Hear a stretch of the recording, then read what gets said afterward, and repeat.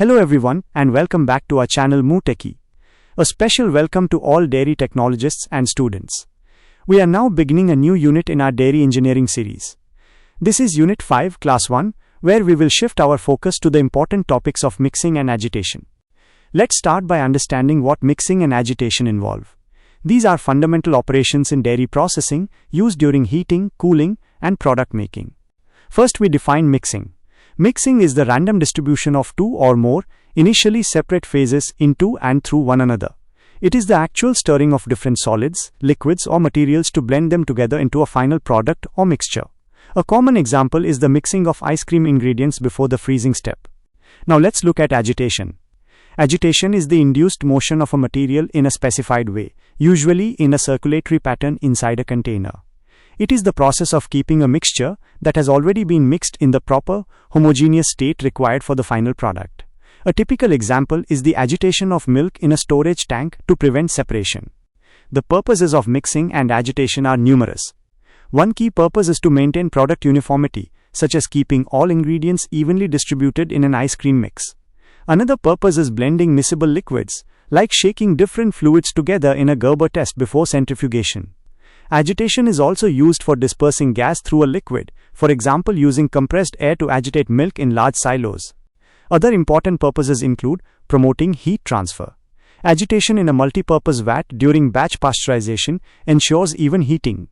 It is also essential for dispersing immiscible liquids to form emulsions or suspensions of fine drops, such as dispersing butter oil in recombined milk. Finally, mixing is used to disperse and dissolve solids into water. Now let's explore the equipment used. We have liquid agitators for liquids and semi-solids. For powders and particles, mixers like the ribbon blender and double cone mixer are common. For dough and pastes, equipment like the planetary mixer and kneader are used. There are several types of agitator devices. The main ones we will cover are propeller agitators, turbine agitators, paddle agitators, high-shear agitators, high-viscosity agitators, and even air agitation. An agitator vessel consists of several key parts. These include a motor, a speed reducer, a shaft, and an impeller at the bottom. The vessel often has a dip leg, a jacket for temperature control, baffles on the sides to prevent swirling, a thermowell for temperature measurement, and a drain valve. Liquid agitators typically use a cylindrical vessel with a slightly rounded bottom to avoid pockets of stagnant liquid. The top can be open or closed. The height of the liquid inside is usually approximately equal to the diameter of the vessel. The basic setup involves a motor connected to a shaft, which spins an impeller, with baffles assisting the mixing action. The impeller is the rotating part designed to move the fluid. It is essentially a rotor that increases the pressure and flow of the fluid. Impeller agitators consist of two or more blades attached to a rotating shaft. These blades can be flat, angled, which is called pitched, or curved. Based on their design, impellers can be classified as open, semi-open, or enclosed. Based on the flow pattern they generate, impellers are categorized as axial, which generates currents parallel to the shaft, tangential, or radial, which generates currents outward from the shaft. Some impellers create a combination, like axial-radial flow. Now let's look at specific agitator types. First, paddle agitators, which have flat blades. They typically have 2 or 4 blades and resemble a basic turbine agitator. They have a large impeller to tank diameter ratio, greater than 0.5 and less than 1. They rotate at low speeds, between 20 and 150 revolutions per minute, and are suitable for medium viscosity liquids. There are different styles of paddle agitators. These include the basic paddle, the anchor type, the gate type, and the anchor gate type. The anchor type follows the contour of the tank bottom, while the gate type has a more open grid-like structure. Next, we have turbine agitators. These have a smaller impeller to tank diameter ratio, typically between 0.2 and 0.5. They can be operated at high speeds and are capable of agitating liquids with a wide range of viscosities. The blades can be flat, pitched, or curved to increase both radial and longitudinal flow.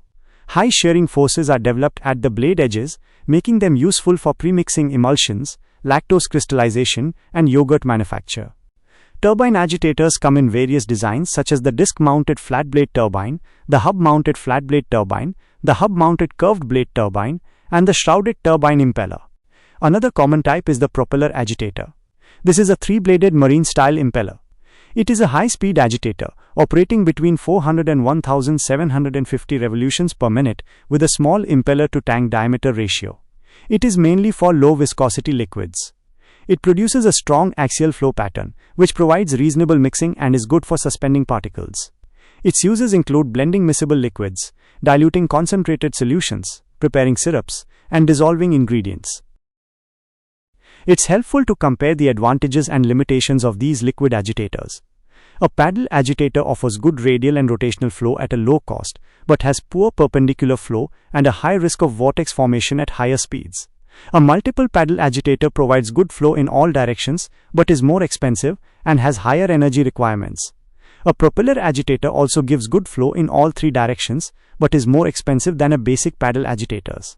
A turbine agitator provides very good mixing performance, but is generally more expensive than the other types. Moving on, we have high-shear agitators. These often use a rotor-stator design for breaking up particles. They operate at very high speeds, around 3000 revolutions per minute. They can be used in a mixing vessel or in line for continuous blending. They may include a powder hopper and venturi feeders.